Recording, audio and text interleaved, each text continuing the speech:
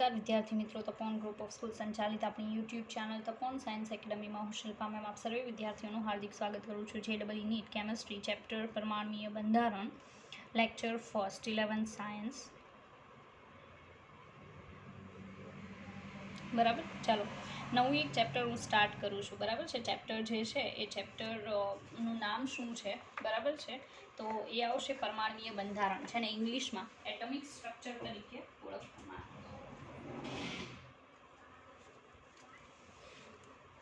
ચાલો, તો atomic structure જે છે પરમાણ્વીય બંધારણ, બરાબર છે, એ ચેપ્ટર આજે આપણે સ્ટાર્ટ કરીશું. હવે ચેપ્ટરમાં હું મારી રીતે જઈશ. બરાબર છે, મારી રીતે ઇન ધ સેન્સ કે હું તમને કહેવા માગું છું એમ કે નોર્મલી લેશનમાં પાછળનો જે પાર્ટ છે, છેલ્લા જે પોર્શન છે છેલ્લો, બરાબર છે, એ વધારે ઇમ્પોર્ટન્ટ છે. તમારા ગુજરાત બોર્ડમાં ચાલી ગયું છે તો હું એનાથી સ્ટાર્ટ કરીશ. બરાબર છે, ચાલો. તો આજનો આપણો જે ટૉપિક છે એ છે ક્વોન્ટમ આંક. ક્વોન્ટમ આંક, રેડી. નોર્મલી ક્વોન્ટમ આંક જે છે એ ક્વોન્ટમ આંક 4 આવશે. ટોટલ 4 ક્વોન્ટમ આંક છે. બરાબર, સંખ્યા 4 રહેશે. પહેલાં હું નામ આપી દઉં. પહેલો જે ક્વોન્ટમ આંક છે એને કહેવામાં આવશે મુખ્ય ક્વોન્ટમ આંક. મુખ્ય ક્વોન્ટમ આંક, બરાબર, જેને સ્મોલ એનથી દર્શાવાય છે. રેડી. બીજા નંબરનો જે ક્વોન્ટમ આંક છે એને કહેવામાં આવે છે ગૌણ ક્વોન્ટમ આંક. ગૌણ ક્વોન્ટમ આંક, બરાબર, ગૌણ ક્વોન્ટમ આંક. રેડી, જેને સ્મોલ એલથી દર્શાવાય છે, અથવા એનું બીજું નામ છે એઝીમ્યુથલ ક્વોન્ટમ આંક. એઝીમ્યુથલ ક્વોન્ટમ આંક. એઝીમ્યુથલ ક્વોન્ટમ આંક, અથવા એનું ત્રીજું નામ છે કોણીય વેગમાન ક્વોન્ટમ આંક. કોણીય વેગમાન ક્વોન્ટમ આંક, બરાબર, કોણીય વેગમાન ક્વોન્ટમ આંક. રેડી. ત્રીજા નંબરનો જે છે એને કહેવામાં આવે છે ચુંબકીય ક્વોન્ટમ આંક. બરાબર, શું કહેવામાં આવશે? ચુંબકીય ક્વોન્ટમ આંક. રેડી, ચુંબકીય ક્વોન્ટમ આંક, અને એને દર્શાવાય છે ml થી. રેડી. અને જે ફોર્થ નંબરનો છે એને કહેવામાં આવે છે સ્પિન ક્વોન્ટમ આંક. સ્પિન ક્વોન્ટમ આંક, જેને દર્શાવાય છે S થી. રેડી. તો આપણે આવા 4 ક્વોન્ટમ આંક જે છે એ સ્ટડી કરવાના છે. બરાબર છે. હવે એ દરેક ક્વોન્ટમ આંક શું દર્શાવે છે આપણે એ પણ જોશું. રેડી. ચાલો, તો આપણે સ્ટાર્ટ કરીશું ક્વોન્ટમ આંક જે આપણો મેઇન છે, મુખ્ય ક્વોન્ટમ આંક. બરાબર, એનાથી સ્ટાર્ટ કરીએ. ચાલો,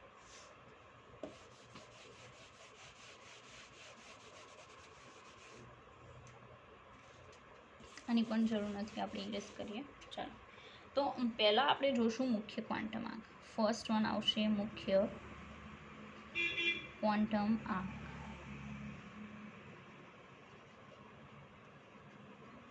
બરાબર, મુખ્ય ક્વોન્ટમ આંક છે એનાથી દર્શાવાય સ્મોલ એનથી.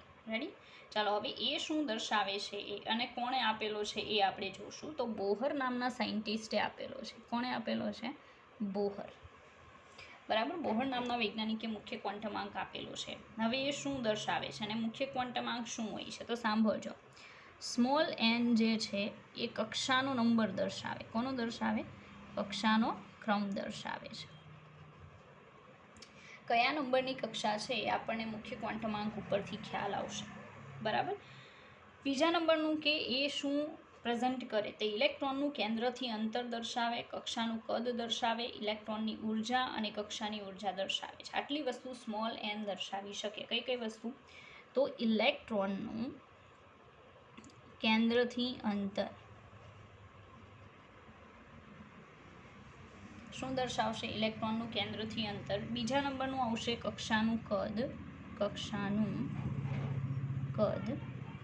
પહેલું ઇલેક્ટ્રોનનું કેન્દ્રથી અંતર, બીજું કક્ષાનું કદ. ત્રીજા નંબરનું આવશે ઇલેક્ટ્રોનની ઉર્જા. ઇલેક્ટ્રોનની ઉર્જા અને કક્ષાની ઉર્જા. કક્ષાની ઉર્જા.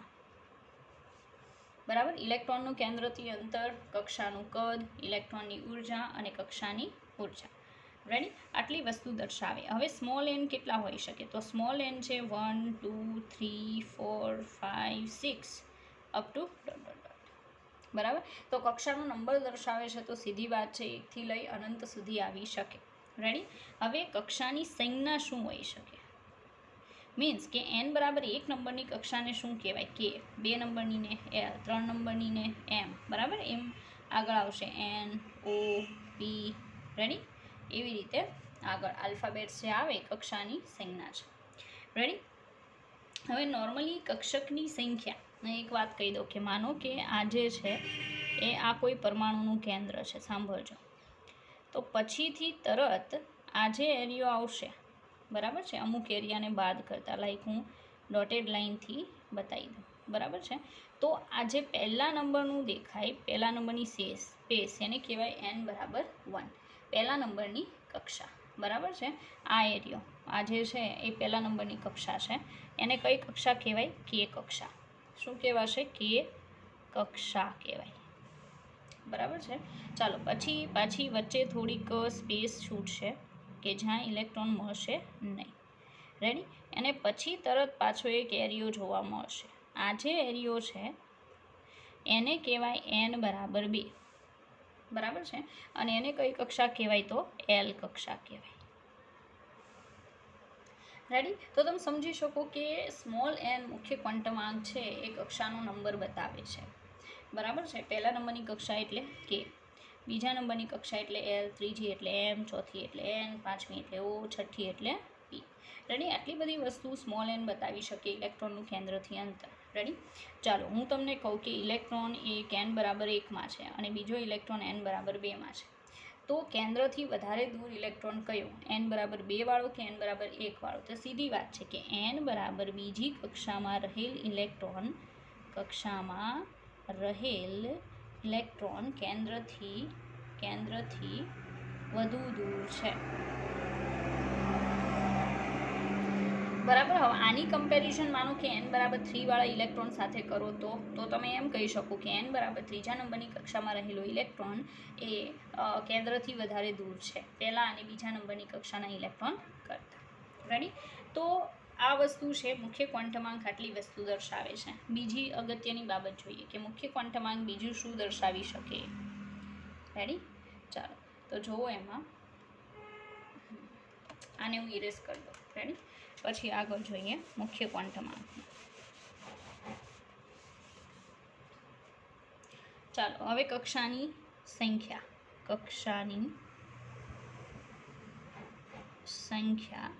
બરાબર, હવે નોર્મલી કક્ષાની સંખ્યા જે છે એ n² જેટલી આવે. બરાબર, કક્ષા નહીં પણ કક્ષક આવશે, સોરી, કોની સંખ્યા આવશે? કક્ષકની. હમણાં સમજાવું. કક્ષકની સંખ્યા બરાબર n². રેડી, તો એ કઈ રીતે એ આપણે જોવાનું છે. હવે નોર્મલી શું થશે કે મેં આ જે દર્શાવ્યું છે એનું પાછું અહીંયા દર્શાવું કે આ સેન્ટર છે. બરાબર, આ પહેલા નંબરની કક્ષા છે, પછી આ બીજા નંબરની કક્ષા છે, ત્યાર પછી આ ત્રીજા નંબરની કક્ષા છે. એમ n = અહીંયાથી n = 1, n = 2, આ ખાલી ગેપ રાખું છું. બરાબર, પછી શું આવશે? n = 3. એમ કરીને આપણી પાસે 3 કક્ષા છે. સાંભળજો, હવે પહેલાં નોર્મલી શું હોય? કક્ષા હોય. કક્ષાની અંદર શું હોય? કક્ષક હોય. શું હોય? કક્ષક. તો n બરાબર 1 નંબરની કક્ષામાં કેટલી કક્ષક હશે એની સંખ્યા શોધવી હોય તો તમારે આ સૂત્ર વાપરવાનું. રેડી, આપણે એમ કહીએ કે n બરાબર પહેલા નંબરની જે કક્ષા છે કે કક્ષા, એમાં કક્ષક કેટલી? તો 1નો સ્ક્વેર કરો, કેટલો આન્સર આવશે? 1. મતલબ n બરાબર 1 નંબરની કક્ષામાં કક્ષક કેટલી છે? 1 જ. રેડી, આગળ વધીએ. n બરાબર 2 નંબરની કક્ષા જે છે એમાં કક્ષક કેટલી? તો 2નો સ્ક્વેર, કેટલી કક્ષક આવે? 4 થાય ને. તો બીજા નંબરની તમે કક્ષા જુઓ છો. બરાબર, એમાં કક્ષક કેટલી આવશે? ટોટલ 4, 2નો સ્ક્વેર. બરાબર, તો એ કક્ષકની સંખ્યા બતાવે છે. ચાલો હવે કઈ રીતે? તો નોર્મલી જોઈએ આપણે. બરાબર, વધારે ડીપમાં જઈશ ને ત્યારે તમને ખબર પડશે, અત્યારે તો કેવું પણ મુશ્કેલ છે. ચાલો પછી બીજા નંબરનું કે n બરાબર 3 કરું તો 3નો સ્ક્વેર એટલે ટોટલ કેટલી આવશે? 9. બરાબર, ચાલો તો એ રીતે મતલબમાં કક્ષકની સંખ્યા ફાઇન્ડ આઉટ કરવી હોય તો એનનો સ્ક્વેર કરવાનો. હવે કક્ષામાં રહેલા કુલ ઇલેક્ટ્રોનની સંખ્યા, આ બીજું સૂત્ર છે. કક્ષામાં રહેલા કુલ ઇલેક્ટ્રોનની સંખ્યા બરાબર, એનું સૂત્ર છે 2n². કયું સૂત્ર છે? 2n². માનો કે n બરાબર બીજી કક્ષામાં ટોટલ કેટલા ઇલેક્ટ્રોન છે, તો શું કરવાનું? 2નો સ્ક્વેર ઇઝ ઇક્વલ ટુ 2 ગુણ્યા 4. કેટલા ઇલેક્ટ્રોન હોય? 8. બરાબર. બીજા નંબરની કક્ષામાં ટોટલ કેટલા ઇલેક્ટ્રોન હોય? 8 ઇલેક્ટ્રોન હોય. રેડી? તો મતલબમાં આ જે ફોર્મ્યુલા તમને શીખવાડીએ બરાબર, અને બીજી જે ઇન્ફોર્મેશન આપીએ બહુ જ ઇમ્પોર્ટન્ટ છે. અને એ શું આવશે? મુખ્ય ક્વોન્ટમ આંક. તો હવે તમને યાદ રહેવું જોઈએ કે મુખ્ય ક્વોન્ટમ આંક જે છે એ શું છે? કક્ષાનો નંબર છે. કક્ષાના નંબર 1 to લઈને ઇન્ફાઇનાઇટ સુધી હોઈ શકે, અને એ જ પ્રમાણે તમે એની શું કરી શકો? સંજ્ઞા આપી શકો. બરાબર છે? બસ એ વાત છે. સંજ્ઞામાં કે, એલ, એમ, એન. ઓકે, એ રીતે આવશે. ચાલો, તો આજે આપણે જોયું એ શું હતો? મુખ્ય ક્વોન્ટમ આંક. આગળ વધીએ, બીજું જોઈએ. ચાલો, બીજા નંબરનો જે છે એ આવશે ગૌણ ક્વોન્ટમ આંક. શું આવશે? ગૌણ ક્વોન્ટમ આંક. બરાબર. હેનથી દર્શાવાય સ્મોલ એલ. રેડી? શું છે? ગૌણ ક્વોન્ટમ આંક, જે આપણે સ્મોલ એલથી દર્શાવીએ છીએ. ચાલો, એનું બીજું નામ છે એઝીમ્યુથલ ક્વોન્ટમ આંક, ત્રીજું નામ છે કોણીય વેગમાન ક્વોન્ટમ આંક, અને આપવાવાળો વૈજ્ઞાનિક કોણ? તો એ છે સમરફેલ્ડ. શું આવશે? સમરફેલ્ડ. બરાબર.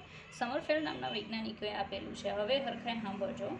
એલ બરાબર તમે કેટલા લઈ શકો? તો small L is equal to 0, 1, 2, 3, 4. બરાબર. તો આપણે જે રીતે સ્મોલ n 1થી સ્ટાર્ટ કર્યું હતું, એમ સ્મોલ એલ જે છે એ ક્યાંથી ચાલુ થાય? 0થી ચાલુ થશે. બરાબર છે. અને કક્ષકની સંજ્ઞા, કોની સંજ્ઞા આવશે? કક્ષકની સંજ્ઞા. નોર્મલી આપણે સ્મોલ એન એટલે કક્ષાનો નંબર કહેતા હતા, એમ આ જે સ્મોલ એલ છે એ કક્ષકની સંજ્ઞા છે. સ્મોલ એલ 0 હોય તો કઈ કક્ષક? એસ. બરાબર છે. પછી 1 હોય તો પી, 2 હોય તો ડી, એફ, ઈ, બરાબર, જી, એચ, એમ આગળ આવશે. રેડી? ચાલો, તો આ તમારે યાદ રાખવાનું. નોર્મલી તમારે કેટલું સ્ટડી કરવાનું આવશે? એસપી, ડી, એફ 4 જ આવશે, વધારે નહીં આવે. એલ બરાબર 0 આવે તો કઈ કક્ષક હોય? એસ કક્ષક. એલ બરાબર 1 આવે તો પી કક્ષક. એલ બરાબર 2 આવે તો સ્મોલ ડી કક્ષક. એલ બરાબર 3 આવે તો સ્મોલ એફ કક્ષક. રેડી? ચાલો, હવે નોર્મલી આ જે ક્વોન્ટમ આંક છે એ શું દર્શાવે? તો જે તે કક્ષામાં રહેલી કક્ષકોના પ્રકાર દર્શાવે. શું દર્શાવે? જે તે કક્ષામાં રહેલ કક્ષકોના શું? કક્ષકોના પ્રકાર દર્શાવે. બરાબર. જે તે કક્ષકોના પ્રકાર દર્શાવે છે. બરાબર. નોર્મલી આવું દર્શાવશે. ચાલો, આગળ વધીએ. ત્યાર પછી ઇલેક્ટ્રોન વિદ્યુત વાદળનો આકાર દર્શાવે. બીજું શું દર્શાવે? ઇલેક્ટ્રોન વિદ્યુત વાદળનો શું દર્શાવે? આકાર દર્શાવે. રેડી? નોર્મલી શું બતાવે? તો ઇલેક્ટ્રોન વિદ્યુત વાદળ જે છે એનો શું બતાવશે? આકાર દર્શાવે છે. મતલબ કક્ષકનો શેપ કેવો છે એ શેપ બતાવવાનું કામ કયો ક્વોન્ટમ આંક કરશે? Small L. રેડી? ચાલો, હવે કન્ડિશન શું આવી શકે? સાંભળજો કે એલ ઇઝ ઇક્વલ ટુ 0થી કેટલા સુધી હોઈ શકે? n-1 સુધી હોઈ શકે. રેડી? આપણે એક્ઝામ્પલ લઈશું એટલે તમને વધારે ખ્યાલ આવશે. બરાબર છે? ચાલો, તો આપણે એક્ઝામ્પલ લઈએ. એક્ઝામ્પલમાં આપણે લઈશું કે n બરાબર 1 માટે, મતલબ પહેલા નંબરની કક્ષા છે એમાં કેટલી કક્ષક હશે એ ફાઇન્ડ કરવા માટે. ચાલો, હું n બરાબર 1 લઉં તો l આપણે અહીંયા કીધું ને કે 0થી સ્ટાર્ટ થાય, તો l ઇઝ ઇક્વલ ટુ 0થી ક્યાં સુધી આવશે? 1 - 1 એટલે 0 સુધી જ આવશે. મતલબ l બરાબર કેટલા આવશે? 0. તો મુખ્ય ક્વોન્ટમ આંકમાં l 0 આવે, મુખ્ય ક્વોન્ટમ આંકમાં l બરાબર 0, મતલબ કઈ કક્ષક હશે? ખાલી s કક્ષક. એમાં બીજી કઈ કક્ષક હશે નહીં. રેડી? મતલબ પહેલા નંબરની કક્ષામાં ફક્ત અને ફક્ત એસ કક્ષક હોય છે, પી ડી એફ કોઈ હોતું નથી. બરાબર? ખાલી તમે શું લખી શકો? 1s લખી શકો. શું લખી શકો? 1s. કોઈ દિવસ 1p લખ્યું, 1d લખ્યું ના લખી શકાય. ખાલી શું લખાય? 1s. બરાબર છે? ચાલો આગળ વધીએ.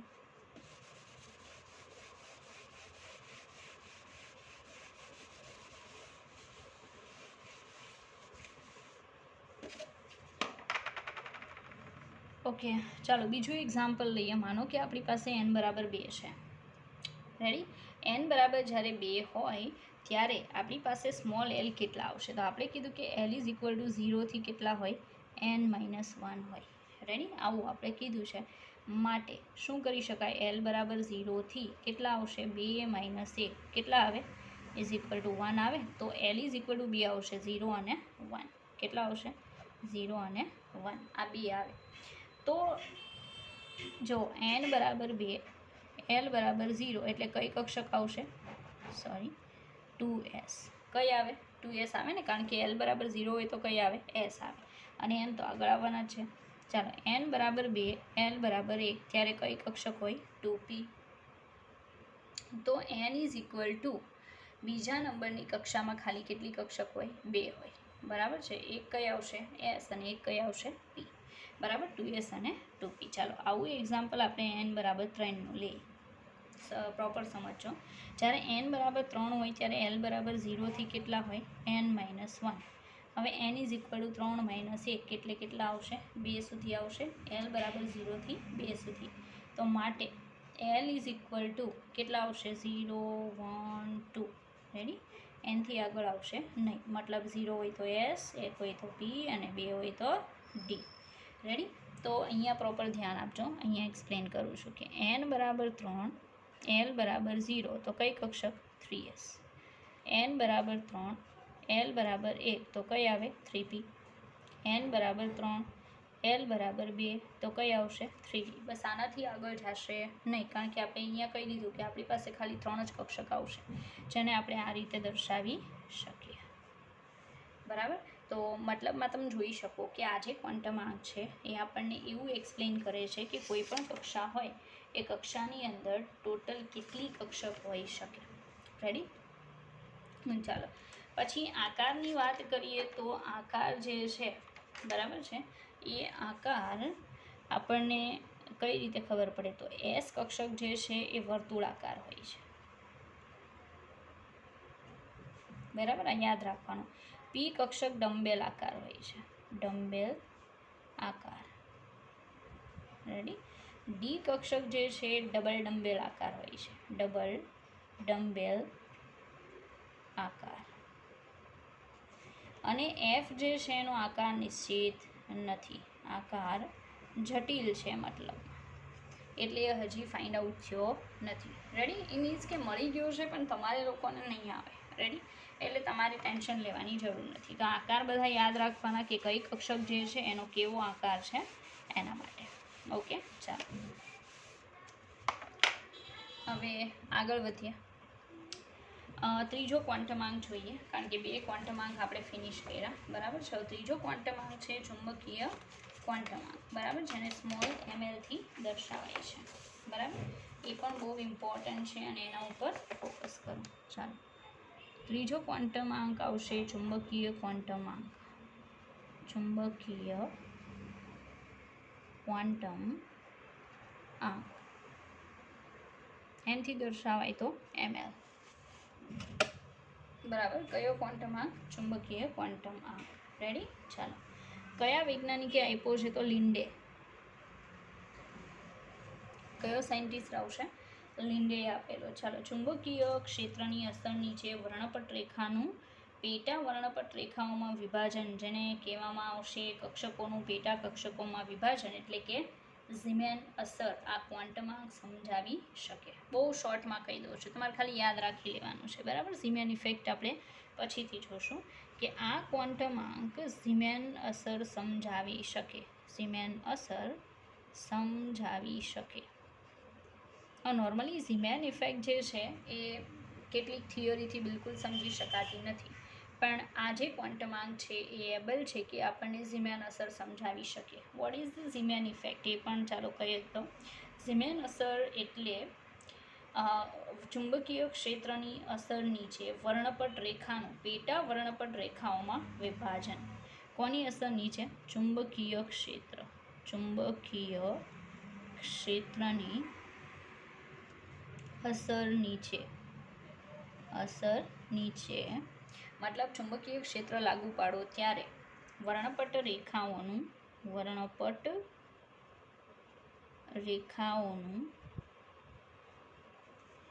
શેમાં? પેટા વર્ણપટ રેખાઓમાં વિભાજન એટલે ઝીમેન અસર. એટલે મારું કહેવાનું એમ છે કે આપણે હમણાં કેમ કીધું કે મુખ્ય ક્વોન્ટમ આંક હોય, મીન્સ કે મેઇન કક્ષા હોય, એ કક્ષાની અંદર કક્ષક હોય. કક્ષકની અંદર શું હોય? પેટા કક્ષક. મતલબ તમે કક્ષક જે છે એને ચુંબકીય ક્ષેત્રની અસર નીચે મૂકવો એટલે અંદર જે પેટા કક્ષક હોય ને એ પણ તમને બતાવે. લાઈક એક્ઝામ્પલ આપું કે આ જે તમે જોવો છો બરાબર, એ આપણી કક્ષા છે. શું છે? કક્ષા. હવે એની અંદર શું હશે? તો કક્ષક હશે. શું હશે એની અંદર? આ બધી શું હશે? કક્ષક હશે. હવે આને હું કોની અસર નીચે મૂકું? ચુંબકીય ક્ષેત્ર. કોની અસર નીચે મૂકું? ચુંબકીય ક્ષેત્ર. તો તમને આટલું આ રીતે એકદમ વિશાળ બતાવશે કે જે ટોટલ આપણા 4 ભાગ હતા ને બરાબર, એ 4 ભાગ મોટા આવશે આ રીતે, અને એની અંદર પાછું બીજી વર્ણપટ રેખાઓ બતાવશે આવી ઝીણી. મતલબ તમે અંદર સૂક્ષ્મ રચના અંદરની પણ જોઈ શકશો. બરાબર, આને વિભાજન થયું કહેવાય. તમે કેમ લાઇટને પેલું પ્રિઝમ પર આપાત કરો બરાબર છે તો બધા પ્રકાશ છૂટા પડી જાય, એમ અહીંયા આટલો નાનો ભાગ છે એની જે અંદરની સૂક્ષ્મ રચના છે આપણે નથી જોઈ શકતા, પણ જ્યારે ચુંબકીય ક્ષેત્ર લાગુ કરો છો ત્યારે તમે જોઈ શકો છો. બરાબર, એ અસર જે છે એને કઈ અસર કહેવાય? ઝીમેન અસર. અને એ અસર ખાલી કયો ક્વોન્ટમ આંક સમજાવી શકે? ચુંબકીય ક્વોન્ટમ આંક. કારણ કે ચુંબકીય ક્વોન્ટમ આંક આપણને અંદરની આ જે ઝીણી કક્ષકો છે ને એની ઇન્ફોર્મેશન આપે છે. એટલે બરાબર છે, તો બહુ સીધી વાત છે, તમે સમજી ચૂક્યા હશો. અને આ તમારે ડ્રો કરી દેવાનું. રેડી? આગળ વધીએ આ જ ક્વોન્ટમ આંકમાં. બરાબર, આ ક્વોન્ટમ આંક આપણે પૂરો કરશું. ચાલો, નોર્મલી આ જે ક્વોન્ટમ આંક છે એને શેનાથી દર્શાવાય? ml is equal to formula શું આવશે? તો આવશે 2l+1. કયું સૂત્ર આવે? 2l+1. અને ml હંમેશા કેટલો હોય? તો -0 થી પ્લસ. બરાબર, એટલે શું? ચાલો એ તમને સમજાવું. માનો કે હું n બરાબર 4 લઉં, એટલે કઈ કક્ષા? K L M n કક્ષા. બરાબર, n જે સંજ્ઞાવાળી કક્ષા છે એ મેં લીધી. હવે n બરાબર 4 લો તો મારું l બરાબર કેટલું આવશે? 0 1 2 3 આટલું આવે. રેડી? આટલા આવશે. હવે મતલબ l છે એમાં S P D F બધી કક્ષકો છે. રેડી? બધાનો એક પછી એક આપણે વારો લઈએ. માનો કે l બરાબર 0 લવ એટલે કઈ કક્ષક થાય? S કક્ષક થાય. એના માટે મારે શું ગોતવાનું છે? ml ગોતવાનું. ચાલો હું ml ફાઇન્ડ કરું. ml ઇઝ ઇક્વલ ટુ સૂત્ર શું છે? 2 ગુણ્યા l એટલે 0 + 1, તો આન્સર કેટલો આવશે? 1. ml બરાબર 1 આવે ત્યારે સમજી લેવાનું કે 1 કઈ રીતે? તો ટોટલ જે કક્ષકો છે એની સંખ્યા કેટલી મળશે? 1. અને એ કેટલી હોય? 0. ml ઇઝ ઇક્વલ ટુ કેટલું આવે? 0. મતલબ સાંભળજો, જ્યારે 0 આવે ત્યારે એનો સીધો મતલબ એમ થાય કે એસ કક્ષકની કોઈ બીજી પેટા કક્ષક છે નહીં.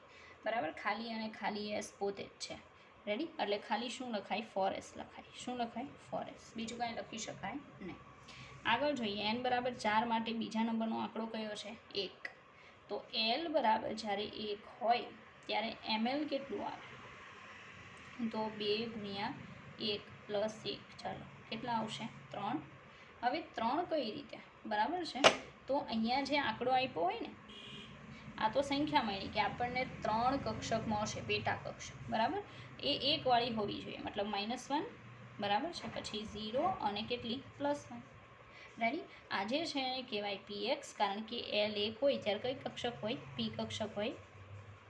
તો આને કહેવાય px, આને કહેવાય py, આને કહેવાય pz. રેડી. એટલે માં લખ્યું હોય તો n બરાબર 4 વાળામાં લખાય 4px, 4py અને 4pz. રેડી. આવું હું લખી શકું. l બરાબર કેટલા માટે લખી શકું? જ્યારે કેટલા હોય? 1 હોય ત્યારે. હજી l બરાબર 2 અને l બરાબર 3 આપણા બાકી છે. ચાલો તો એ તમને એક્સપ્લેન કરી દો. રેડી.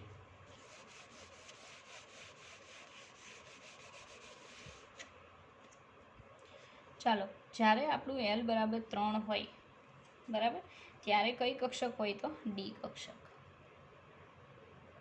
હવે l બરાબર 3 હોય ત્યારે ml બરાબર કેટલા થાય? તો 2 × 3 + 1.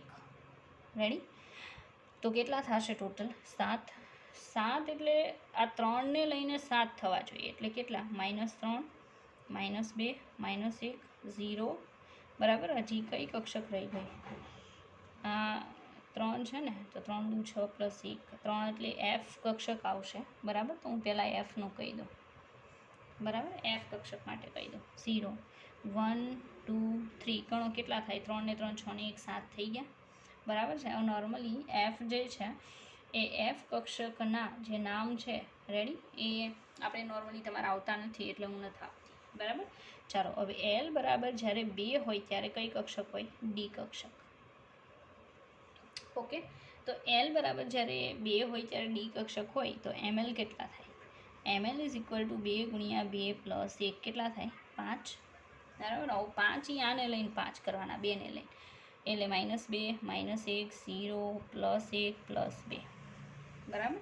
એટલે કઈ આવશે? dxy, બરાબર, dyz, dzx, dx² - y² અને dz². રેડી. તો ટોટલ બધી કક્ષક આવી ગઈ ડી કક્ષક. હવે તમે નોર્મલી સમજી શકો કે આમાં કન્ડિશન શું થાય. સાંભળજો, આ બધાની આગળ તમે શું લગાવી શકો? 4 dxy, 4 dyz, 4 dzx, 4 dx x² - y², dz², 4 dz², બરાબર. તો મતલબમાં કે ટોટલ તમારે ગણતરી કરવી હોય કે બધી કક્ષક કેટલી થઈ. તો સાંભળજો, એસ કક્ષક કેટલી હતી? 1. પી કેટલી હતી? 3. ડી કેટલી આવી? 5. અને એફ કેટલી આવે? 7. આ બધાનો સરવાળો કરો, કેટલો થશે? 7 ને 1 8, 9 10 11 ને 5 કેટલા? 16 કક્ષક થાય. હવે સાંભળજો, આવી એક કક્ષકમાં કેટલા ઇલેક્ટ્રોન સમાય? એક પેટા કક્ષકમાં 2 ઇલેક્ટ્રોન સમાય, બરાબર. તો આપણી પાસે 16 પેટા કક્ષક છે. 16 પેટા કક્ષક, બરાબર છે. તો 16 દુ કેટલા ઇલેક્ટ્રોન સમાશે? 32. આપણી પાસે સૂત્ર હતું, ખબર? કે કુલ ઇલેક્ટ્રોનની સંખ્યા ત્યારે આપણે 2n² કર્યો હતો, યાદ છે? તો 2 × 4 નંબરની કક્ષાનો સ્ક્વેર, તો 4 4 16 દુ 32 આવી ગયા ઇલેક્ટ્રોન.